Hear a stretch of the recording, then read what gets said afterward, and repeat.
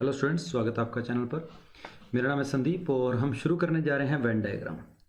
तो Venn diagram करने के लिए हमें सेट थ्योरी के बारे में कुछ पता होना चाहिए कि सेट्स कौन कौन से होते हैं, उनके क्या क्या ऑपरेशन होते हैं। तो अपने सेट थ्योरी को पूरा यहाँ पर नहीं करेंगे, लेकिन सेट के सिर्फ वही पार्ट अपने यहाँ पर काम में लेने वाले हैं जो हमारे को सेट आगे वेन डायग्राम में काम आएंगे। जैसे कि सेट होता क्या है, सेट के ऊपर कौन कौन से रिलेशन लगते हैं, यूनियन, इंटरसेक्शन वगैरह, अपने वो सारे यहाँ पर करेंगे क्योंकि वो अपने वेन डायग्राम में काम आएंगे। तो पूरा सेट थ्योरी अपने ना करके सिर्फ वही पॉइंट्स काम में लेंगे, करेंगे जो आगे अपने वेन डायग्राम में काम आएंगे। ठीक है, तो शुरू करते हैं फिर। तो सबसे पहले सेट की डेफिनेशन हमें पता होनी चाहिए कि सेट क्या होता है। सेट एक ग्रुप होता है। किसका ग्रुप होता है? एलिमेंट्स का भी हो सकता है, नंबर्स का भी हो सकता है, ठीक है, अल्फाबेट्स का भी हो सकता है और वो सिंबल्स का भी हो सकता है। मतलब ये हुआ कि इस ब्रैकेट के अंदर अगर मैं कुछ भी लिख देता हूं ना, इस ब्रैकेट के अंदर अगर मैं कुछ भी लिख देता हूं तो वो मेरे पास क्या बनेगा? एक सेट बन जाएगा। और यहां पर इस सेट के अंदर ये जो मैंने 4 नंबर्स लिखे हैं, इनको सेट के अपने एलिमेंट्स बोलते हैं। इसको बोला जाता है एलिमेंट्स। तो सेट क्या होता है? सेट एक ग्रुप होता है। किसका ग्रुप होता है? नंबर्स का भी हो सकता है, अल्फाबेट्स का भी हो सकता है और सिंबल्स का भी हो सकता है। तो ये मेरे पास क्या आ गया? सेट आ गया। चलो ठीक है। उसके बाद नेक्स्ट अपने चलते हैं जॉइंट सेट। एक वर्ड मेरे पास आएगा, जॉइंट सेट। जॉइंट सेट कौन से होते हैं? ऐसे दो सेट जिसमें कुछ ना कुछ कॉमन आता है, उसको बोला जाता है जॉइंट सेट। जैसे मैंने यहां पर 1 2 3 4 लिख लिया और उसी तरह यहां पर एक सेट लिख लिया 3 4 5 6। इन दोनों सेट के अंदर, इन दोनों सेट्स के अंदर ये दोनों एलिमेंट आपस में कॉमन है। कॉमन है तो मैं बोलूंगा ये कैसे हैं? Joint set. ठीक है। नेक्स्ट मेरे पास आएगा डिसजॉइंट सेट। डिसजॉइंट सेट, ऐसे सेट जिनमें कुछ भी कॉमन नहीं आता उसे अपने बोलते हैं डिसजॉइंट सेट। जैसा कि मैंने यहां पर 1 2 3 कर दिया और अगला सेट मैंने ले लिया 4 5 6। तो ये जो दो सेट बने हैं इसे मैं बोलूंगा डिसजॉइंट सेट, क्योंकि इसमें कुछ भी कॉमन नहीं आता। ठीक है। नेक्स्ट मेरे पास है यहां पर नल सेट। नल सेट के बारे में हमें पता होना चाहिए कि नल सेट क्या होता है। ऐसा ऐसा सेट जिसके अंदर कोई एलिमेंट ना हो उसे अपने नल सेट बोलते हैं। ऐसा सेट जिसके अंदर कोई एलिमेंट ना हो उसे अपने नल सेट बोलते हैं। तो जैसे मैंने यहां पर एक ब्रैकेट लगा दिया ये, और ये ब्रैकेट पूरी तरह से क्या है? इसके अंदर कुछ भी नहीं है, खाली है, तो इसे मैं नल सेट बोलूंगा। और इसी नल सेट को एक सिंबल से भी रिप्रेजेंट किया जाता है और वो सिंबल मेरे पास क्या होता है? 5 होता है। तो यहां पर हमने क्या देखा? जॉइंट सेट क्या होते हैं, डिसजॉइंट सेट क्या होते हैं और नल सेट क्या होते हैं। ठीक है। नेक्स्ट मेरे पास है, कोई भी अगर मैं मान लो दो सेट लेता हूं, दो सेट कैसे ले लिए? एक सेट मैंने 1 2 3 ले लिया और दूसरा सेट मैंने 2 3 1 ले लिया। तो इस टाइप के जो दो सेट होंगे, इन दोनों सेट्स को आपस में मैं क्या बोलूंगा? इक्वल सेट बोलूंगा। इन दोनों सेट को आपस में बोलूंगा इक्वल सेट। तो इक्वल सेट कौन से होते हैं? ऐसे दो सेट जिसके अंदर दोनों के अंदर नंबर ऑफ एलिमेंट भी सेम हो और वो एलिमेंट भी सेम हो। जैसे यहां पर आपके सामने क्लियरली दिख रहा है, इसके अंदर भी 1 2 3 है, इसके अंदर भी 1 2 3 है, तो ये दोनों सेट आपस में क्या? इक्वल सेट हैं। ये दोनों सेट आपस में इक्वल सेट हैं, क्योंकि एलिमेंट जो पहले सेट में है वही एलिमेंट दूसरे सेट में है। यहां पर अरेंजमेंट मायने नहीं रखती। सेट के अंदर, सेट के अंदर कोई भी अरेंजमेंट जो है वो मायने नहीं रखती। चलो ये बात भी ठीक है। तो हमें सेट के बारे में पता लग गया कि सेट होते क्या हैं। अब इसके अलावा आपको इक्विवेलेंट सेट वगैरह कुछ पढ़ने की जरूरत नहीं है। ठीक है। सबसेट क्या होता है, सुपर सेट क्या होता है, वो अपने को करने की जरूरत नहीं है, क्योंकि वो बातें सारी अपनी वेन डायग्राम में काम नहीं आने वाली। वो सारा सेट थ्योरी का पार्ट है। तो वेन डायग्राम के अंदर हमें इन बातों का पता होना चाहिए कि सेट कौन कौन से होते हैं। जॉइंट सेट आपने देख लिया, डिसजॉइंट देख लिया, नल सेट के बारे में पता होना चाहिए और इक्वल सेट के बारे में पता होना चाहिए। ठीक है। तो ये हो गए मेरे पास सेट्स। नेक्स्ट चलते हैं उसके बाद। अब मैं सेट के अंदर लगने वाले ऑपरेशंस की बात करता हूं। ऑपरेशंस की बात करता हूं कि सेट के अंदर कौन कौन से ऑपरेशंस लगते हैं, उसकी अपने यहां पर बात करेंगे। तो सबसे पहला ऑपरेशन का नाम है यूनियन। सबसे पहला ऑपरेशन क्या है? यूनियन। और इसका सिंबल कैपिटल यू की तरह होता है। इसका सिंबल क्या होता है? कैपिटल यू की तरह। अब ये यूनियन क्या होता है? एक सेट मान लो ए आपके पास है 1 2 3 4 और दूसरा सेट आपके पास है बी सेट, ये है 3 4 5 6। ये है 3 4 5 6। अब इन दोनों सेट के अंदर इन दोनों सेट के अंदर कुछ कॉमन भी आ रहा है और कुछ कॉमन आ रहा है, तो ये दोनों सेट मैं बोलूंगा कि ये जॉइंट सेट है। अब इस यूनियन का मतलब क्या होता है, इसके बारे में देख लें। यूनियन एक ऐसा सेट होता है। अब यूनियन क्या है, एक ऑपरेशन होता है। ऑपरेशन का मतलब जैसे हम प्लस माइनस मल्टीप्लाई डिवाइड वगैरह बोलते हैं, ये अपने अलजेब्रिकल ऑपरेशंस होते हैं। उसी तरीके से यूनियन भी एक ऑपरेशन होता है जो दो सेट के बीच में लगता है। जैसे यहां पर आपको 4+6 बोल दूं तो आपने ये बोला कि ये जो प्लस वाला ऑपरेशन होता है वो किसके बीच में लगता है, वो दो नंबरों के बीच में लगता है। लेकिन ये यूनियन का जो होता है ऑपरेशन, ये दो सेट के बीच में लगता है। पहले और दूसरे दो सेट के बीच में लगने वाला ऑपरेशन है यूनियन। अब ये यूनियन होता क्या, यूनियन क्या होता है, दो सेट का यूनियन क्या होता है। तो एक ऐसा सेट जिसके अंदर ए के भी सारे एलिमेंट आ जाए और बी के भी सारे एलिमेंट आ जाए, उसको बोलूंगा मैं ए यूनियन बी। मतलब यूनियन एक ऐसा सेट होता है, दो सेट का यूनियन एक ऐसा सेट होता है जिसके अंदर इसके एलिमेंट भी आ जाए और इसके भी एलिमेंट आ जाए। तो अगर मेरे से पूछा जाए ए यूनियन बी क्या होगा, तो मैं ए यूनियन बी के बारे में क्या बताऊंगा, ए यूनियन की बी के बारे में कि एक ऐसा सेट जिसके अंदर ए के भी सारे एलिमेंट आ जाए और बी के भी सारे एलिमेंट आ जाए। तो इसको लिखने का तरीका रहेगा 1 2 3 4 5 6। ये कुछ इस तरीके से हो गया। तो ए यूनियन बी एक ऐसा सेट बना जिसमें ए के भी सारे एलिमेंट हैं और उसमें बी के भी सारे एलिमेंट हैं। लेकिन एक बात हमेशा याद रखना, सेट के अंदर कभी भी कोई भी एलिमेंट रिपीट नहीं होता। आपने किसी भी एलिमेंट को दो बार नहीं लिखना। तो यहां पर आपने ये देखा कि ये सारे एलिमेंट भी लिख लिए और ये सारे एलिमेंट भी लिख लिए। तो हम सोचते हैं कि 3 और 4 दो बार है, उसके अंदर भी है और इसके अंदर भी है, तो हमें दो बार लिखने होंगे। लेकिन सेट इस बात की परमिशन नहीं देता। सेट ये बात बोलता है कि चाहे एलिमेंट कितनी मर्जी बार हो, आपने उसको लिखना एक बार ही है। वहां से आप उसकी कितनी मर्जी इमेज निकाल सकते हो, उससे कोई फर्क नहीं पड़ता, लेकिन लिखना हर एक एलिमेंट को सेट के अंदर एक बार ही है। तो ये था मेरे पास यूनियन। अब इस यूनियन का मतलब क्या होगा, अगर अपने सिंपल लैंग्वेज के अंदर अगर यूनियन का मतलब देखें तो इसके अंदर हम बोलेंगे कि वो एलिमेंट जो या तो ए में है या फिर ओनली बी में है या फिर सिर्फ ए में है या फिर सिर्फ बी में है या फिर ए एंड बी दोनों में है। ठीक है, तो इन तीन को कंबाइन करके इन तीनों को मिलाकर क्या बनता होता है, यूनियन बोलता होता है। तीनों को मिलाकर क्या बनता है, यूनियन। यहां ए लिखना ठीक नहीं रहेगा, इसको ओनली ए लिखो, ओनली ए। इसको बी लिखना अकेला ठीक नहीं रहेगा, इसको ओनली बी लिखो। और ए एंड बी इन सभी को हम क्या कर देंगे, प्लस कर देंगे, तो यूनियन आ जाएगा। जैसे इस बात को थोड़ा और एक्सप्लेन करते हैं अपने। यहां पर देखो 1 और 2 ऐसे एलिमेंट हैं जो सिर्फ और सिर्फ किस में है, ए में है। तो 1 और 2 को मैं किसके अंदर कंसीडर करूंगा, इसके अंदर कंसीडर करूंगा, ओनली ए में। फिर मैं 5 और 6 को देखता हूं तो ये सिर्फ और सिर्फ बी में है, तो इसको मैं कहां पर कंसीडर करूंगा, ओनली बी के अंदर मैं कंसीडर करूंगा, क्योंकि 5 और 6 किस में है, सिर्फ और सिर्फ बी में है। ए एंड बी का मतलब क्या होगा, जिसके अंदर क्या आ जाए, ए के भी आ जाए और जिसके अंदर क्या आ जाए, बी के भी आ जाए। तो ये वाले जो कॉमन एलिमेंट हैं वो मैंने किसके अंदर लिखे हैं, वो मैंने ए इंटरसेक्शन बी के अंदर लिखे हैं, सॉरी ए एंड बी में लिखे हैं। ठीक है, तो इन तीनों को जब मैंने कंबाइन किया तो मेरे पास ये पूरा सेट बन गया, जिसको मैं नाम दे सकता हूं ए यूनियन बी। बोलने का तरीका रहेगा ए यूनियन बी और सिंबल इसका रहेगा कुछ इस तरीके से, कैपिटल यू की तरह। और एक बात और, कहीं पर चाहे ए यूनियन बी लिखा हो और कहीं पर चाहे बी यूनियन ए लिखा हो, दोनों का मतलब एक ही होता है, दोनों का मतलब हमारे पास बिल्कुल सेम होगा।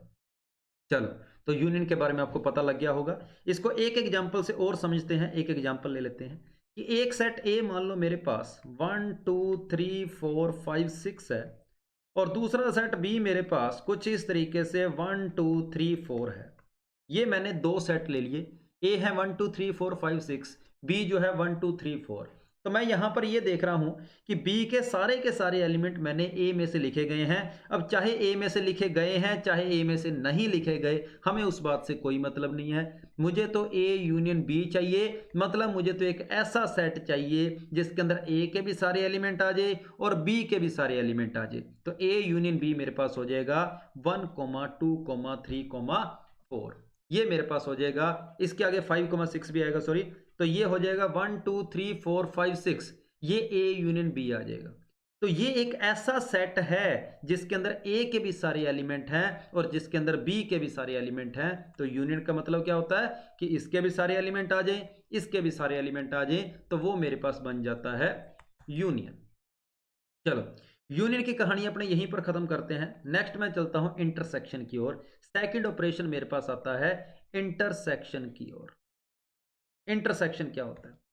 ऐसे दो सेट जिसमें कुछ ना कुछ कॉमन आता हो और उस कॉमन एलिमेंट्स के बारे में हम जब बात करते हैं उसी को ही इंटरसेक्शन बोला जाता है, कॉमन एलिमेंट्स। जैसे मैंने एक यहां पर ए लिखा, ए मेरे पास 1 2 3 4 आ गया, ये तो ए हो गया। जब मैं बी को देखता हूं तो बी मेरे पास क्या आएगा, 3 4 5 6 आएगा। ये मेरे पास मैंने क्या ले लिया, बी ले लिया। तो इन दोनों में ए और बी में जो कॉमन एलिमेंट आ रहे हैं वो किसको बताएंगे, वो ए इंटरसेक्शन बी को बताएंगे, ए इंटरसेक्शन बी को। तो यहां ए इंटरसेक्शन बी कितना बनेगा, 3 4। तो इंटरसेक्शन का मतलब क्या होता है, कॉमन। इंटरसेक्शन का मतलब क्या होता है, कॉमन। और या फिर इसका मतलब क्या बोलेंगे, एंड। और जब एंड की बात आएगी, जब भी एंड की बात आएगी, हमने लेफ्ट वाले को भी लेना होता है और राइट वाले को भी लेना होता है। मतलब मुझे वो एलिमेंट चाहिए जो ए में भी आए एंड बी में भी आए। तो मेरा आंसर क्या हो जाएगा, 3 4। तो इंटरसेक्शन को समझना बहुत आसान था। हमने सिर्फ और सिर्फ कॉमन एलिमेंट से मतलब था कि क्या क्या कॉमन आएगा, हमने बस वो लिख लिया। तो ये आ गया मेरे पास इंटरसेक्शन। एक एग्जाम्पल और लेते हैं, एग्जाम्पल और ले लेते हैं एक। जैसे मैंने यहां पर एक सेट लिखा 1 2 5 6 9, और दूसरा मैंने एक सेट लिखा 3 4 7 8 9।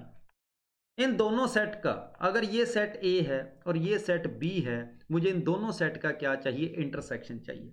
तो दोनों सेट में ये देखो कि कॉमन क्या है, 1 2 नहीं है, 5 6 नहीं है, सिर्फ और सिर्फ 9 ही एक ऐसा एलिमेंट है जिसमें कुछ ना कुछ कॉमन आ रहा है, जो दोनों में कॉमन है। तो मैं यहां पर बोलूंगा कि ए इंटरसेक्शन बी की वैल्यू मेरे पास कितनी आ गई, सिर्फ और सिर्फ 9 आ गई। एक बात और याद रखना कि चाहे ए यूनियन बी हो, चाहे ए इंटरसेक्शन सी हो, ए इंटरसेक्शन बी हो, ये होते क्या हैं, ये भी एक सेट होता है और ये भी एक सेट होता है। अगर आप इसी के अंदर ए इंटरसेक्शन बी को कल को अगर आप इसको सिर्फ 9 लिख दो तो ये लिखना गलत रहेगा, क्योंकि ये एक क्या होता है, सेट होता है। और सेट हमेशा इस सिंबल के अंदर आता है, इस ब्रैकेट के अंदर आता है। तो पता लग गया होगा आपको ए यूनियन बी क्या है और ए इंटरसेक्शन बी क्या है। दोनों बातों के बारे में आपको क्लियरली पता लग गया होगा। चलो नेक्स्ट चलते हैं। उसके बाद मेरे पास थर्ड ऑपरेशन आता है डिफरेंस। थर्ड ऑपरेशन क्या आता है, डिफरेंस। डिफरेंस के बारे में हमें पता होना चाहिए। थर्ड ऑपरेशन जो अपना डिफरेंस है, इसके बारे में पता होना चाहिए कि डिफरेंस क्या होता है। तो देखो भाई, एक सेट ए मेरे पास कुछ इस तरीके का है 1 2 3 4। बी सेट कुछ इस तरीके का है 3 4 5 6। अब ए माइनस बी का मतलब क्या होता है, elements, elements of A which are not in B. मतलब ए के वो एलिमेंट जो बी में नहीं है, ए के वो एलिमेंट जो सिर्फ और सिर्फ ए में है और बी में उसकी कोई इमेज नहीं है, बी में उस टाइप के कोई एलिमेंट नहीं है। तो यहां ये जो 1 2 है, ये मुझे दिखाई दे रहे हैं कि ये सिर्फ और सिर्फ ए में है, लेकिन 3 और 4 तो बी में आ गए हैं। तो ए माइनस बी का मतलब यहां पर क्या होगा, ए माइनस बी भी एक सेट है और इस सेट की वैल्यू आपके पास आ रही है 1 2। तो ए माइनस बी का मतलब होता है ए के वो एलिमेंट जो बी में नहीं है। और जब कभी भी आपको कहीं पर भी ओनली वर्ड दिखाई दे, ओनली ए बोला जाए, तो उसका मतलब ए माइनस बी है। और अगर आपको बी माइनस ए चाहिए हो तो बी माइनस ए का मतलब होता है वो एलिमेंट, बी के वो एलिमेंट जो ए में नहीं है, बी के वो एलिमेंट जो ए में नहीं है। और बी के कौन से एलिमेंट ए में नहीं है, वो है 5 6। तो बी माइनस ए की वैल्यू आपके पास आ जाएगी 5 6। और इसको मैं बोला करता हूं ओनली बी। ये हो गया आपका ओनली बी।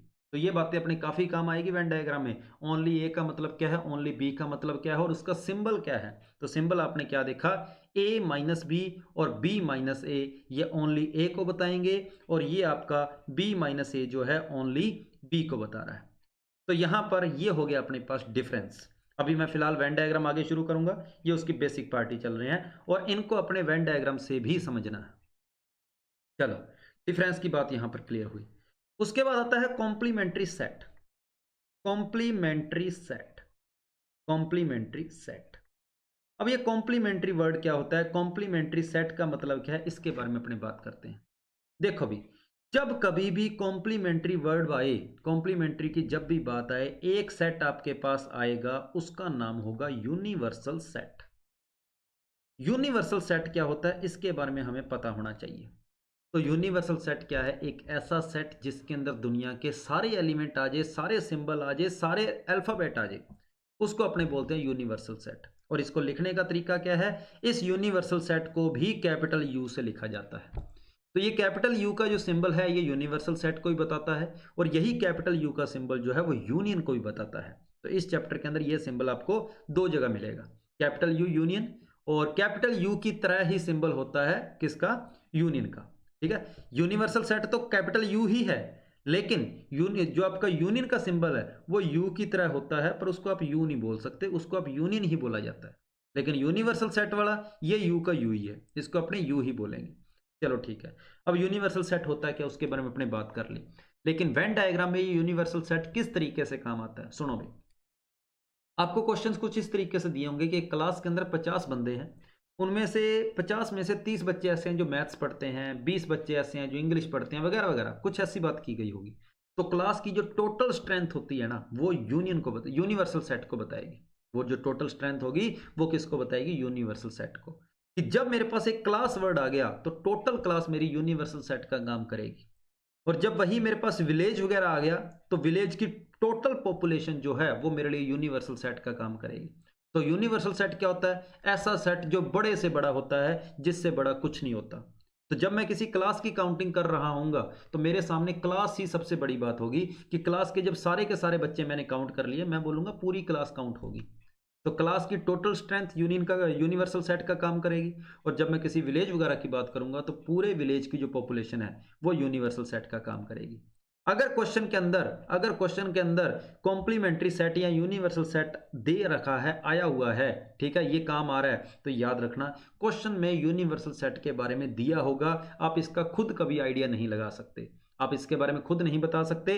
क्योंकि इसके अंदर क्या है? यूनिवर्सल सेट के अंदर तो बहुत सारे एलिमेंट हैं, बहुत सारे, 1 2 3 4 5 6 वगैरह वगैरह इनफाइनाइट तक। नेगेटिव के अंदर कितने के एलिमेंट हम काउंट कर लेंगे, लेकिन क्वेश्चन के अंदर जितने एलिमेंट काम आएंगे ना, हमें वही उसी को ही काम में लेकर आगे चलना है। तो जो जो क्वेश्चन में आपके काम आ सकता है उसके लिए यूनिवर्सल सेट आपको क्वेश्चन में दिया होगा, खुद अपनी मर्जी से कभी यूनिवर्सल सेट को एज्यूम नहीं करना। चलो ये बात आपको समझ आ गई। अब देखो क्वेश्चन वाले ने आपको ये बोल दिया कि एक यूनिवर्सल सेट है जिसके अंदर कुछ ऐसे एलिमेंट है 1 2 3 4 5 6 वगैरह 7 8 9, ये आपके पास एक यूनिवर्सल सेट है, और जितना क्वेश्चन वाले ने दिया है हमने उतना ही सेट मानना है यूनिवर्सल सेट।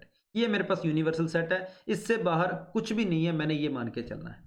अब एक सेट मुझे ए दे रखा है, ए सेट मुझे कुछ किस तरीके से दे रखा है? 1 2 3 4, ये जो है ये मेरे पास ए सेट है। तो ए बार जो होगा ना उसको बोला जाएगा कॉम्प्लीमेंट्री ऑफ ए। ए बार को बोला जाएगा कॉम्प्लीमेंट्री ऑफ ए। तो ए बार का मतलब क्या होता है कि ए के वो एलिमेंट, भाई ए के जो एलिमेंट ए में नहीं है, सिंपल सी बात क्या है, ए बार का मतलब है ए जो एलिमेंट ए में नहीं है। तो ए में क्या है? 1 है, 2 है, 3 है, 4 है। ए में जो नहीं है वो सारे ए बार में आएंगे। तो ए में क्या नहीं है? ये सारे एलिमेंट क्या नहीं है? अपने ए में नहीं है। तो ये सारे एलिमेंट क्या हो जाएंगे? 5 6 7 8 9, और ये जो सेट बन गया ना इसको मैं क्या बोलूंगा? ए बार बोलूंगा, इस सेट को बोलूंगा ए बार। समझ रहे हो बात?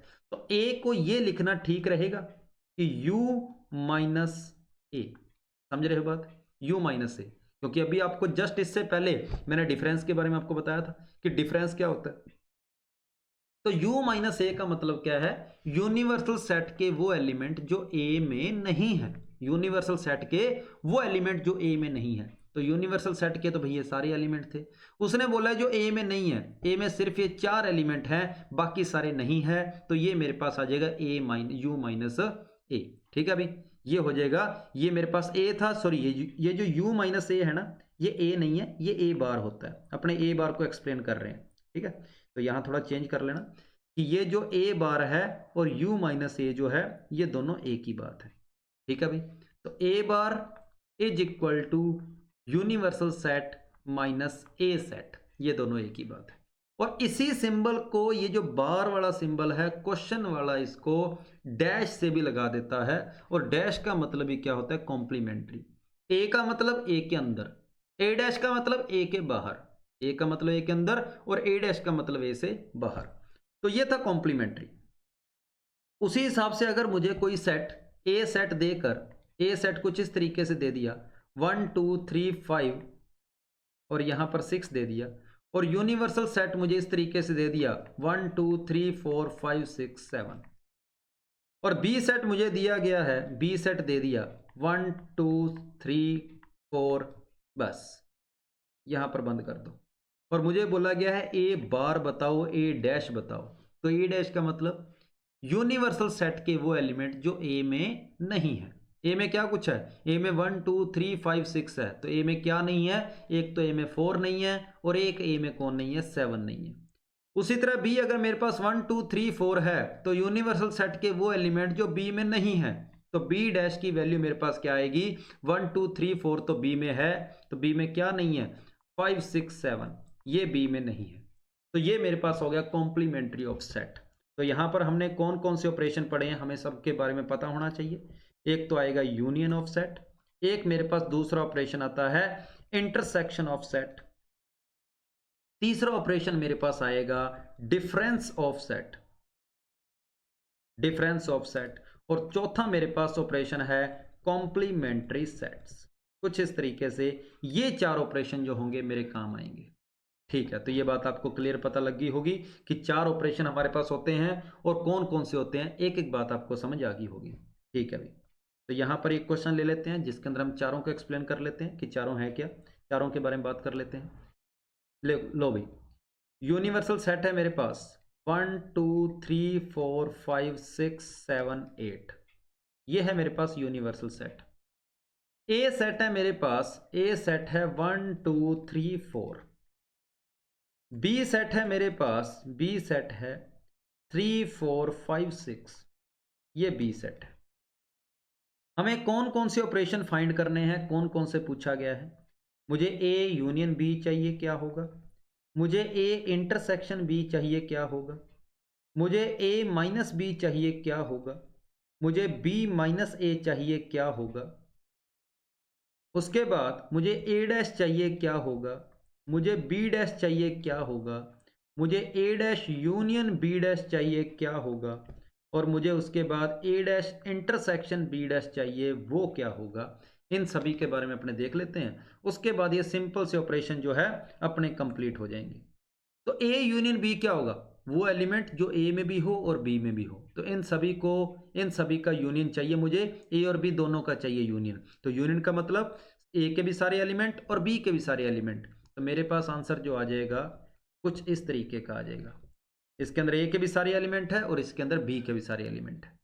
ए इंटरसेक्शन बी का मतलब क्या होगा? वो एलिमेंट जो ए में भी है एंड बी में भी है। इंटरसेक्शन मतलब होता है कॉमन। तो दोनों में कॉमन क्या है? 3 और 4। तो ए इंटरसेक्शन बी में आएगा 3 और 4 कॉमन, कुछ इस तरीके से। उसके बाद ए माइनस बी का मतलब क्या होगा? ए माइनस बी का मतलब होगा ए के वो एलिमेंट जो बी में नहीं है, ए के वो एलिमेंट जो बी में नहीं है। तो ऐसे कौन से एलिमेंट है? ऐसे एलिमेंट सिर्फ और सिर्फ मेरे पास क्या है? 1 और 2 है। ये वो एलिमेंट है जो ए में तो है लेकिन बी में नहीं है। बी माइनस ए क्या होगा? बी के वो एलिमेंट जो ए में नहीं है, बी के वो एलिमेंट जो ए में नहीं है। तो इसका आंसर आ जाएगा 5,6। ए बार ए डैश का मतलब, ए डैश का मतलब होगा जो ए के अंदर नहीं है। ए के अंदर कौन नहीं है? 5 नहीं है, 6 नहीं है, 7 नहीं है और 8 नहीं है। बी डैश का मतलब जो बी में नहीं है। बी में कौन कौन नहीं है? 1 नहीं है, 2 नहीं है, उसके बाद 1 नहीं है, 2 नहीं है, 7 नहीं है और 8 नहीं है। चलो, ये मेरे पास हो गया बी डैश। अब मुझे चाहिए ए डैश और बी डैश, उन दोनों का यूनियन। तो इन दोनों का मुझे चाहिए यूनियन। तो इन दोनों का यूनियन क्या हो जाएगा? इन दोनों का यूनियन हो जाएगा 1 2 5 6 7 8। ये इन दोनों का हो गया यूनियन। और ए डैश और बी डैश का इंटरसेक्शन और इन दोनों का जो कॉमन हो गया, कॉमन मेरे पास क्या आ गया? 7 और 8। ये मैंने इसको यहां पर फिल कर लिया है। अब इसके बाद कुछ सिंबल्स मुझे पता होने चाहिए कि कौन कौन से किस किस के लिए क्या क्या सिंबल काम में आ सकते हैं।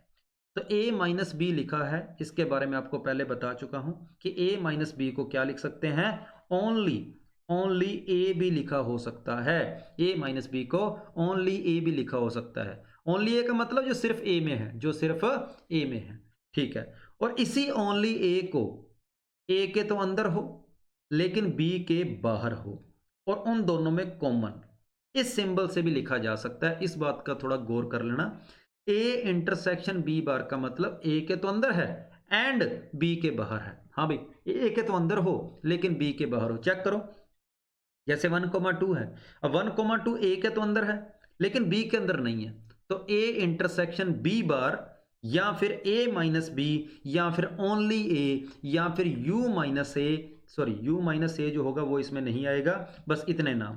तो ए माइनस बी, ओनली ए या ए इंटरसेक्शन बी बार, ये सारे इसी को ही बोला जाता है कि वो एलिमेंट जो सिर्फ ए में है उसी को अपने बोलेंगे। b माइनस ए क्या होगा, b माइनस ए में 5,6 आ रहा है, और b माइनस ए को आप ओनली b भी लिख सकते हो, और a बार इंटरसेक्शन b, ये दोनों एक ही बात है कि a के तो बाहर हो एंड b के अंदर हो। तो a के जितने भी बाहर हैं और b के जितने भी अंदर हैं उनका कॉमन वो बताएगा a बार इंटरसेक्शन b को। हालांकि इसको पूरा आगे अपने वेन डायग्राम से समझेंगे। वेन डायग्राम जब बनाएंगे, ये जो क्वेश्चन आपके सामने है इसी क्वेश्चन का मैं वेन डायग्राम आपको बना के दिखाऊंगा और वहां पर आपको ये सारी बातें क्लियर हो जाएगी। ए बार का मैं आपको दूसरा बता ही चुका हूं, u माइनस ए लिख सकते हो, और इसको आप क्या लिख सकते हो, इसको u माइनस बी लिखा जा सकता है। अब ये क्या है, ए डैश यूनियन बी डैश है, और अगर आप गौर से देखोगे 1 2 5 6 7 8, ये जो है 1 2 5 6 7 8, अब यहां पर देखना, ये ए इंटरसेक्शन बी में 3 और 4 है, और इसके अंदर 3 और 4 नहीं है, बाकी सारे हैं। मतलब ये हो गया ए डैश यूनियन बी डैश है ना, इसको आप ए इंटरसेक्शन बी का होल डैश भी लिख सकते हो। समझ रहे होंगे बात मेरी, कि अगर भाई आपने बीच वाला सिंबल अगर पलटा दिया ना, यूनियन को अगर आपने इंटरसेक्शन कर दिया, तो जो अलग अलग का डैश था वो पूरे के डैश में चला जाएगा। वही बात इसके अंदर है कि बीच वाले सिंबल को अगर आप पलटाओगे, इंटरसेक्शन को अगर आप यूनियन बनाओगे, तो ये पूरे का डैश जो अलग अलग डैश था वो कहां चला जाएगा, पूरे के डैश पर चला जाएगा। चेक कर लो एक बार, ये चेक कैसे करें। चेक अपने कुछ इस तरीके से कर सकते हैं। देखो भाई, ए यूनियन बी मेरे पास ये था, ये मेरे पास ए यूनियन बी था, तो ए यूनियन बी का जब मैं बार करूंगा तो ए यूनियन बी का बार क्या हो जाएगा, बार का मतलब होता है कि नहीं है, किस में नहीं है, जो ए यूनियन बी में नहीं है। तो ए यूनियन बी में कौन नहीं है, ए यूनियन बी के अंदर 6 तक तो है, ए यूनियन बी में सिर्फ और सिर्फ 7 नहीं है और 8 नहीं है, और यहां पर भी तो वही आया था 7 और 8। तो आपने ये देखा कि बीच वाले साइन को अगर आप उल्टा करोगे, अगर बीच वाले साइन को अगर आप उल्टा करोगे, यूनियन को इंटरसेक्शन में बदलोगे और इंटरसेक्शन को यूनियन में करोगे, तो जो अलग अलग बार होते हैं वो पूरे का बार बन जाएगा। या फिर उल्टा कह सकते हो कि जो पूरे का बार होता है, अगर आपने उसको अलग अलग का बार या डैश लगाना है तो बीच वाले सिंबल को क्या करना पड़ेगा, चेंज करना पड़ेगा, और इसको अपने बोलते होते हैं डी मॉर्गन थ्योरम। इसको बोला जाता है डी मॉर्गन थ्योरम। लेकिन ये अपने को नाम वगैरह याद करने की जरूरत नहीं है, ये सारी सेट थ्योरी की बातें हैं। सिर्फ आपको कुछ ये ऑपरेशंस के बारे में पता होना चाहिए जो हमारे पास आगे आएंगे। चलो भाई, ये ऑपरेशन आपको क्लियर होंगे सारे कि क्या क्या थे। इसको थोड़ा सा इरेज करते हैं, इसको यहाँ से हटाया गया, इसको यहाँ से हटाते हैं, ठीक है, इसको यहाँ से हटाते हैं, ठीक है, ठीक है, ठीक है, इसको यहाँ से कुछ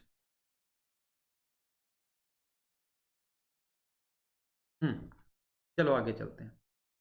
अब देखो वेन डायग्राम क्या होता है। अब मैं सीधा आपको लेके चलता हूँ वेन डायग्राम के ऊपर। वेन डायग्राम क्या कहता है, ये जितने भी आपके पास ये जो सेट्स बने हैं, जितने भी आपके पास ये सेट्स बने हैं, इन सभी सेट्स को आपने क्या करना है, सर्कल से रिप्रेजेंट करना है, सिवाय इसके बस एक ये जो यूनिवर्सल सेट है ना, इसी को आपने रेक्टेंगल में लिखना है, इसी को आपने रेक्टेंगल के अंदर लिखना है, और बाकी जितने भी सेट बने हैं ये सारे इस रेक्टेंगल के अंदर आने चाहिए। तो ये आपका जो यूनिवर्सल सेट है इसको अपने किससे लिखेंगे, एक रेक्टेंगल से, और रेक्टेंगल की कुछ मैं इस तरीके से आपके पास शेप ले लेता हूं। ये जो है रेक्टेंगल, ये मेरा यूनिवर्सल सेट को बताया करेगा। ठीक है भाई, ये मेरे पास क्या हो गया, रेक्टेंगल हो गया। उसके बाद ये जो जितने भी सेट हैं, ए हो गया सेट या बी सेट हो गया, जितने भी मेरे पास सेट हैं, इन सभी सेट्स को आपने किस में बताना है, इन सभी सेट्स को आपने सर्कल से बताना है। इसको भी आप सर्कल से बताओगे, इसको भी आप सर्कल से बताओगे, तो जो भी आपके पास सेट होगा उसको आपने क्या करना है, सर्कल से बताना है। और एक बात याद रखे, वो बात याद क्या रखनी है आपने, कि जो भी ये सर्कल्स होंगे वो हमेशा यूनिवर्सल सेट के अंदर आने चाहिए। कभी भी सेट के जो सर्कल हैं ये यूनिवर्सल सेट के बाहर नहीं होने चाहिए। क्यों? क्योंकि ए जो है ना, उसके सारे एलिमेंट यूनिवर्सल में से ही लिए गए होंगे, बी के भी सारे एलिमेंट आपको यूनिवर्सल में से ही लिए गए होंगे। तो यहां देखो ए भी 1 2 3 4 है जो कि यू में से लिया गया है, बी भी 3 4 5 6 है जो कि यू में से लिया गया है। तो कभी भी ये जो सेट वाले जो सर्कल हैं रेक्टेंगल से बाहर नहीं बनाने, हमने हमेशा रेक्टेंगल के अंदर बनाने हैं। अब अंदर बनाने के दो केस हो सकते हैं, अंदर बनाने के दो तरीके हो सकते हैं। वो कैसे, सुनो भाई, ये मेरे पास एक रेक्टेंगल है, दूसरा मैंने ये रेक्टेंगल बना लिया। ठीक है, ये मेरे पास दो रेक्टेंगल हो गए। उसके बाद ये मेरे पास एक सर्कल है और ये मेरे पास एक दूसरा सर्कल है। मैंने दो सर्कल यहाँ पर बना लिए। ठीक है, और वही दो सर्कल मैंने यहाँ पर कुछ इस तरीके से बनाए हैं। ये मेरे पास दो सर्कल हैं। तो इन दोनों सर्कल से आपको क्लियरली पता लग रहा होगा कि इन दोनों सर्कल में कुछ ना कुछ कॉमन है, कुछ एलिमेंट ऐसे हैं जो कॉमन है यहाँ पर। और यहाँ पर पता लग रहा है कि दोनों सेट के अंदर कुछ भी कॉमन नहीं है। और इसका नाम मैंने आपको थोड़ी देर पहले बताया ही था कि ये कौन से सेट होते हैं, इनको डिसजॉइंट सेट बोलते हैं। इनको बोला जाता है डिसजॉइंट सेट। और इसको कौन सा सेट बोलेंगे अपने, इसको जॉइंट सेट बोलेंगे। कि ऐसे दो सेट जिसमें कुछ भी कॉमन ना आए वो डिसजॉइंट हो जाएगा, और ऐसे सेट जिसमें कुछ ना कुछ कॉमन आ जाए वो मेरे पास जॉइंट सेट होगा। अब मैं यहां पर एग्जांपल पे चलता हूं। मैंने ए लिया था 1 2 3 4, बी लिया था 3 4 5 6। तो सबसे पहले मैंने ये देखा कि इनमें कुछ ना कुछ कॉमन आ रहा है। क्या कॉमन आ रहा है, दोनों में 3 4 कॉमन आ रहा है। तो दोनों में 3 और 4 कॉमन आ रहे हैं, मतलब इनमें से ये कौन से सेट है आपस में, मतलब ये दोनों आपस में जॉइंट सेट है, इनमें कुछ ना कुछ कॉमन आ रहा है। तो ये जो कॉमन पोर्शन है ना, इस कॉमन पोर्शन पे मैं क्या लिखूंगा, इसको यहां से थोड़ा साफ करके, ठीक है, इस कॉमन पोर्शन के अंदर मैं क्या लिख दूंगा, 3 को लिख दूंगा, और इसी कॉमन पोर्शन में किसको लिख दूंगा, 4 को। क्योंकि ये 3 और 4 जो है ना, वो ए में भी आ रहे हैं और वो बी में भी आ रहे हैं, और जो कॉमन होते हैं उसी को तो अपने क्या बोला था, उसी को तो अपने ए इंटरसेक्शन बी बोला था। तो मैं क्या करूंगा, जब मेरे से ए इंटरसेक्शन बी पूछा जाए ना, क्या होगा, मैं इस कॉमन पोर्शन को कवर कर दूंगा। तो ये जो पोर्शन है ये किसको बताता है, ए इंटरसेक्शन बी को बताता है। ठीक है भाई, तो यहां पर मैं इसका कलर जो है कुछ इस तरीके से कर देता हूं कि ए इंटरसेक्शन बी को जब बताने की बात आएगी तो ए इंटरसेक्शन बी को कौन बताएगा, ये रेड वाला कॉमन पोर्शन बताएगा। उसके बाद मैं ए माइनस बी का कलर यहां पर कुछ इस तरीके कर देता हूं। ए माइनस बी का मतलब क्या होता है, वो एलिमेंट जो सिर्फ और सिर्फ ए में है, बी के अंदर नहीं होने चाहिए। तो अगर ये पहले वाला सर्कल मेरा ए को बता रहा है और बाद वाला सर्कल मेरा बी को बता रहा है, तो ए माइनस बी का मतलब क्या होगा, ये ए माइनस बी का पोर्शन होगा। ये जो एरिया है, ये एरिया किसका है, ये ए माइनस बी का है। और इसी ए माइनस बी को हमने क्या बोला था, ओनली ए। क्योंकि इस पोर्शन में जो भी लिखा जाएगा वो सिर्फ और सिर्फ ए में होगा। इस पोर्शन में जो भी लिखा जाएगा वो सिर्फ और सिर्फ ए में होगा। तो यहां पर आप इसको ओनली ए भी कह सकते हो, ओनली ए। तो ये पोर्शन ओनली ए का भी कह सकते हैं। ठीक है, उसके बाद जब b माइनस ए को लिखने की बात आई, b माइनस ए को जब लिखा गया तो b माइनस ए का मतलब क्या होता है, जो 5 और 6 हैं, मतलब जो सिर्फ और सिर्फ b में है, a में नहीं है। तो ये जो पोर्शन है ये मेरा किसको बताएगा, ओनली b को बताएगा। ये पोर्शन जो है ओनली b को बताएगा। तो ये बात आपको क्लियरली पता लग गई होगी, a इंटरसेक्शन b क्या होता है, a माइनस बी क्या होता है, और b माइनस ए क्या होता है। और उसके बाद अगर आप इन तीनों को आपस में कंबाइन कर दोगे, इन तीनों को आपस में मिला दोगे, तो आपको क्या मिलने वाला है, a यूनियन b मिलने वाला है। देख लो एक बार, चेक कर लो। 1 2 यहां से आ गया, 3 4 यहां से आ गया, 5 6 यहां से आ गया, तो ये मेरे पास 1 2 3 4 5 6 बन गया। मतलब ए यूनियन बी अगर कोई मेरे से पूछे तो मैं क्या करूंगा, इस पूरे तीनों टाइप के पोर्शन को मैं क्या कर दूंगा, शेड कर दूंगा, और ये मेरे पास जो एरिया बनेगा टोटल, वो कौन सा बनेगा, ए यूनियन बी का एरिया बनेगा। क्लियरली पता लग गया होगा, समझ आ गया भाई सभी को, है ना, कि यहां पर क्या होगा कि तीनों टाइप के पोर्शन मैंने कवर कर दिए, ये ए यूनियन बी को बताएंगे। चलो ये बात ठीक है। तो इस टाइप इस साइड के सारे सेट आपको पता लग गए कि वेन डायग्राम में कुछ कैसे रिप्रेजेंट किए जाते हैं। ठीक है, अब ए बार का मतलब क्या होता है, तो ए बार का मतलब होता है कि जो ए के अंदर नहीं है, ए के बाहर है। तो ए सिर्फ आपने आंखें बंद करके ए को देखना है। आंखें खोल के देखोगे, बंद करके तो क्या देखोगे, आपने सिर्फ ए को देखना है। तो ए के अगर सिर्फ ए लिखा था तो उसका मतलब ए के अंदर वाला पोर्शन था। ठीक है, और ए बार बार लिखा है, ए डैश लिखा है, तो उसका मतलब ए के बाहर वाला पोर्शन। तो आपने सिर्फ ए के सर्कल को देखना है, और ए के सर्कल के बाहर जो भी आ रहा है उस पूरे को शेड कर देना है। बी को इग्नोर करके चलो, जब तक ए डैश की बात हो रही है तब बी का कोई काम नहीं है। अगर ये बी वाला सर्कल ना भी होता तो हमें कोई फर्क नहीं पड़ता। तो ए डैश का मतलब बस इस ए वाले सर्कल के अंदर कुछ नहीं होना चाहिए, ए सर्कल के बाहर वाला सारा पोर्शन आपने ले लेना है, वो ए बार को बताएगा।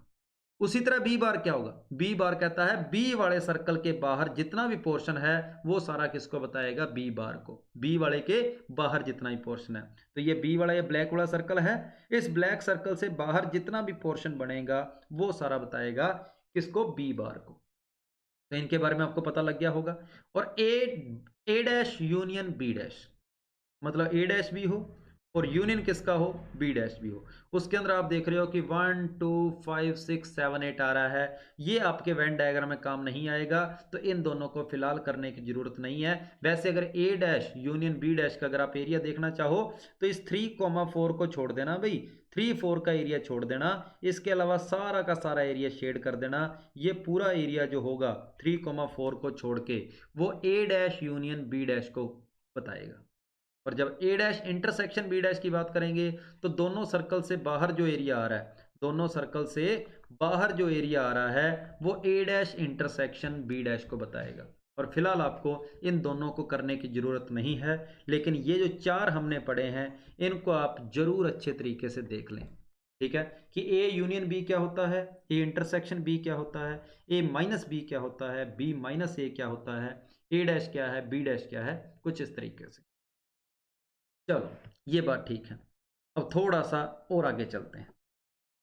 देखो भाई, ये मेरे पास कोई एक सेट है ए, जिसके अंदर आ गया मेरे पास 1 2 3 4। ठीक है भाई, ये आ गया। चलो अब देखो आगे हम जो करेंगे ना वेन डायग्राम में, आपको सेट के अंदर एलिमेंट कौन कौन से, आपको उससे मतलब नहीं होगा। आपको सिर्फ ये बात लिखी होगी n of A. N of A का मतलब number of element in A. A के अंदर कितने एलिमेंट है, तो ए में टोटल कितने एलिमेंट है, 4। हमें सिर्फ इसके बारे में पता होना चाहिए। अलग अलग एलिमेंट कैसे हैं, कैसे दिखते हैं, हमें उससे कोई मतलब नहीं होगा। ठीक है, उसी तरह बी सेट मेरे पास है कुछ इस तरीके से 3 4 5 6, कुछ इस तरीके से हो गया।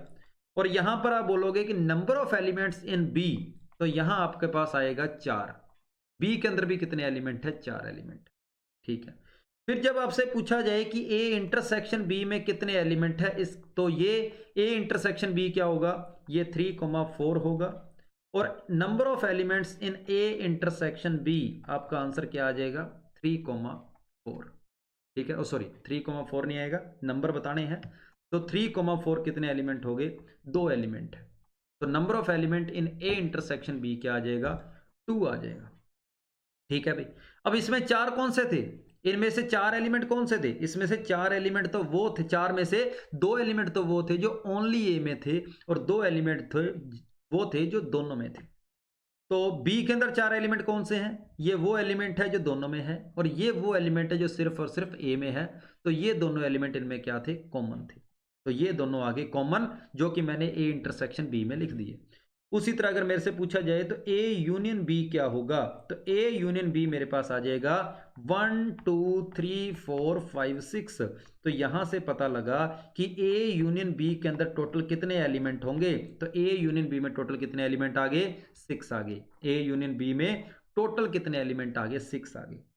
तो यहां पर अगर मैं सिंपल ए और बी के एलिमेंट को ऐड कर देता तो n of A plus n of B की वैल्यू 8 आ रही थी, लेकिन यहां 6 आ रही है। इसका मतलब मैंने क्या देखा कि जब इन दोनों का आपस में ऐड किया ना, इन दोनों 4 और 4 को ऐड करके मैंने 8 लिखा, तो मैंने ये देखा कि ये तो मैंने दो दो बार काउंट कर लिए, पर यूनियन में तो ये एक बार ही आते हैं।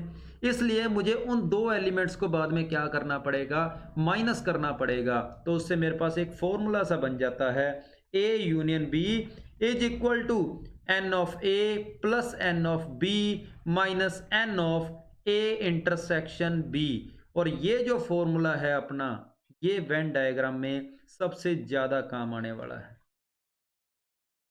एन का मतलब नंबर ऑफ एलिमेंट, कौन कौन से एलिमेंट है, वो है क्या एलिमेंट हमें उससे मतलब नहीं है, दिखने में कैसे हैं ये मतलब नहीं है, बस है कितने हमें ये पता होना चाहिए। Number of element in A union B is equal to number of element in A plus number of element in B minus number of element in A. मतलब ये हो गया कि जो एलिमेंट है ना ए यूनियन बी, वो ए या फिर बी के अंदर होने चाहिए, ए बी के सर्कल से बाहर नहीं होने चाहिए।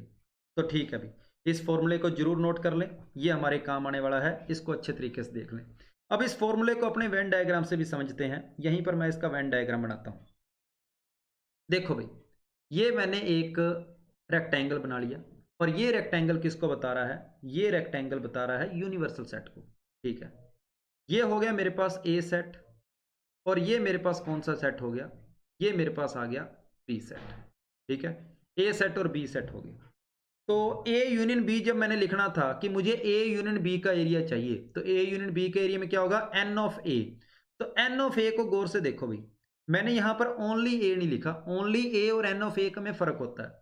ओनली ए अगर लिखा होता तो उसका मतलब सिर्फ ये वाला पोर्शन था, लेकिन एन ऑफ ए का मतलब क्या है कि पूरा का पूरा ए वाला पोर्शन। लो भाई, मैंने पूरा का पूरा ए वाला पोर्शन जो था वो शेड कर दिया, पूरा का पूरा ए वाला पोर्शन मैंने क्या कर दिया, शेड कर दिया। एक मिनट रुकना, ठीक है, ये लो, पूरा का पूरा मैंने ए वाला पोर्शन मैंने शेड कर दिया, ये लो। प्लस एन ऑफ बी लिखा, मतलब पूरा का पूरा बी वाला पोर्शन भी शेड कर दिया, ये लो। ये पूरा का पूरा मैंने बी वाला पोर्शन भी शेड कर दिया। चलो ठीक है, तो n of A plus n of B किया, तो मैंने देखा कि बीच वाला पोर्शन तो दो बार आ गया, बीच वाला पोर्शन तो क्या हो गया, दो बार आ गया, बीच वाला पोर्शन दो बार आ गया। पर यहां पर यूनियन बोलता है कि बीच वाला पोर्शन तो एक बार ही आना चाहिए। तो मैंने जब इसको दो बार काउंट कर लिया, तो मुझे एक बार माइनस करना पड़ेगा बीच वाले पोर्शन को, क्योंकि ए इंटरसेक्शन बी किसको बताता है, इस बीच वाले पोर्शन को बताता है। तो मैं इन दोनों में से किसी भी एक को माइनस कर दूंगा, चाहे रेड वाली लाइन को हटा दूं, चाहे ग्रीन वाली लाइन को हटा दूं, इस पोर्शन में से मैंने बस एक बार लेनी है लाइन। तो आप क्या करेंगे, यहां पर कुछ इस तरीके से इसको हटा देंगे, इसको हटाकर, और यहां पर दोनों में से कोई भी एक लाइन ले लेंगे, ये ले लो चाहे चाहे दूसरी ले लो। अब ये जो बता रहा है वो ए यूनियन बी को बता रहा है। ठीक है, अब वेन डायग्राम में इससे रिलेटेड क्वेश्चन कैसे बनते हैं, सुनना मेरी बात। कहता है एक क्लास के अंदर टोटल, एक क्लास के अंदर टोटल टोटल एक क्लास के अंदर 100 स्टूडेंट थे, 100 स्टूडेंट थे। ठीक है, और उस क्लास के अंदर, और उस क्लास के अंदर 60 स्टूडेंट ऐसे थे जो मैथ्स पढ़ते थे, जो मैथ्स पढ़ते थे। उसके बाद 70 स्टूडेंट ऐसे थे, 70 स्टूडेंट ऐसे थे जो इंग्लिश पढ़ते थे। लेकिन जब इतनी बात बोली तो मैंने ये देखा कि 60 स्टूडेंट अगर मैथ पढ़ते हैं और 70 स्टूडेंट अगर इंग्लिश पढ़ते हैं, तो टोटल स्टूडेंट तो 130 हो गए, 130 हो गए, पर स्टूडेंट तो कितने हैं, 100 ही है। इसका मतलब मेरे दिमाग में ये आया कि कुछ बंदे ऐसे थे जो मैथ्स भी पढ़ते हैं और जो इंग्लिश भी पढ़ते हैं, वो हमने दोनों में काउंट कर लिए, वो हमने दोनों में काउंट कर लिए। और फिर क्वेश्चन वाला ये कहता है कि 30 स्टूडेंट, या फिर ये बोल दो कि 25 स्टूडेंट ऐसे हैं, 25 स्टूडेंट ऐसे हैं जो क्या करते हैं, जो दोनों सब्जेक्ट पढ़ते हैं, बोथ सब्जेक्ट। 25 ले लें इसको, 25 ना, 25 नहीं लेना चाहिए, 35 ले लेता हूं। चलो 35 स्टूडेंट ऐसे हैं जो दोनों के दोनों सब्जेक्ट पढ़ते हैं। क्वेश्चन देख लो दोबारा एक बार। कहता है क्लास के अंदर टोटल 100 बच्चे थे, 60 ऐसे थे जो मैथ्स पढ़ते थे, 70 ऐसे थे जो इंग्लिश पढ़ते थे, 35 ऐसे थे जो बोथ पढ़ते थे। और क्वेश्चन ये पूछा जाता है कि ऐसे कितने बंदे हैं जो ओनली मैथ पढ़ते हैं, ओनली इंग्लिश पढ़ते हैं, ओनली वन सब्जेक्ट पढ़ते हैं, और नो एनी सब्जेक्ट, और जो कोई सब्जेक्ट नहीं पढ़ते। ये 4 क्वेश्चन है मेरे पास सिंपल से इस वेन डायग्राम के ऊपर। चलो एक बार मैं इसको साफ करता हूं यहां पर।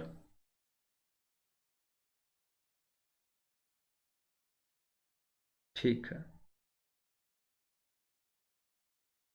चलो तो ये ब्लैक वाला सर्कल जो है, ये मैंने एक बार मान लिया कि ये ब्लैक वाला सर्कल मेरा मैथ्स का है, रेड वाला सर्कल जो है वो मेरा कौन सा है, इंग्लिश का है, और जो बड़े वाला रेक्टेंगल है वो तो आपको पता ही है यूनिवर्सल सेट का होता है। और ये यूनिवर्सल सेट बोल रहा है कि इस रेक्टेंगल के अंदर टोटल 100 एलिमेंट होंगे, 100 से ज़्यादा इसके अंदर नहीं बनेंगे।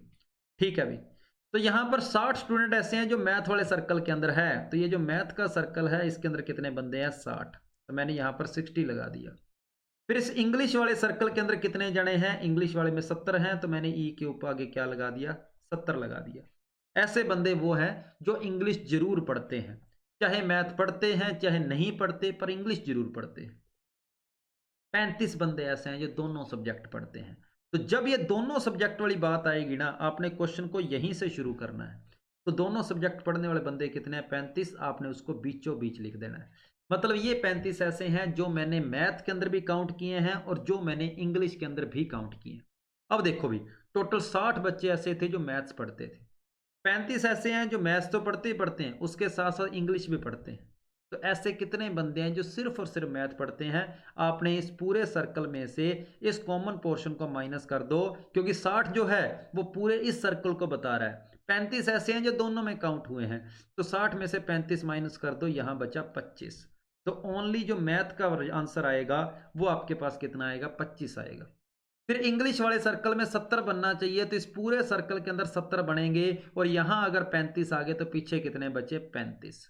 तो ये वो बंदे हैं 35 जो क्या करते हैं, ओनली इंग्लिश पढ़ते हैं। तो ओनली मैथ वाले 25 हैं, ओनली इंग्लिश वाले 35 है, और दोनों सब्जेक्ट पढ़ने वाले भी कितने हैं, 35। कुल मिला के बात ये हुई कि थोड़ा बहुत पढ़ने वाले कि जो पढ़ते हैं बंदे कितने हैं, 25 प्लस 35 प्लस 35। तो इन तीनों को जब मैं ऐड करता हूं तो मुझे आंसर जो मिला वो 95 मिला। मतलब 95 बंदे ऐसे हैं जो कुछ ना कुछ जरूर पढ़ते हैं, चाहे मैथ पढ़ते हो, चाहे दोनों सब्जेक्ट पढ़ते हो, चाहे सिर्फ और सिर्फ इंग्लिश पढ़ते हो, लेकिन पढ़ते जरूर हैं कुछ ना कुछ। कितने बंदे, 95।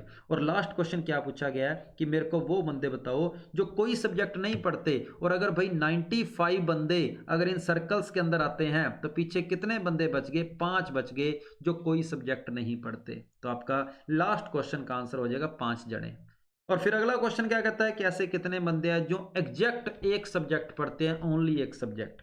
तो कितने हो गए, 25 वो हैं जो ओनली मैथ पढ़ते थे, 35 वो हैं जो ओनली क्या पढ़ते थे, इंग्लिश। तो 35 और 25, इस क्वेश्चन का आंसर क्या आ जाएगा, 60 आ जाएगा।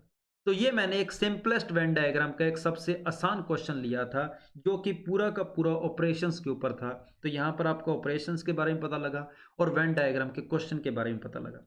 तो अब हमने वेन डायग्राम की शुरुआत कर दी है, और कल की क्लास में अपने इसके क्वेश्चंस जो होंगे, और अब क्वेश्चन ही प्रैक्टिस करेंगे, क्योंकि मतलब आपको पता लग गया है। अगली क्लास में अपने क्वेश्चन करेंगे, पहले अपने 2-2 सर्कल के क्वेश्चन करेंगे और उसके बाद अपने 3-3 सर्कल के क्वेश्चन करेंगे। तो आज की क्लास में इतना ही, मिलते हैं अगली क्लास में। थैंक यू भाई सभी को, जय हिंद।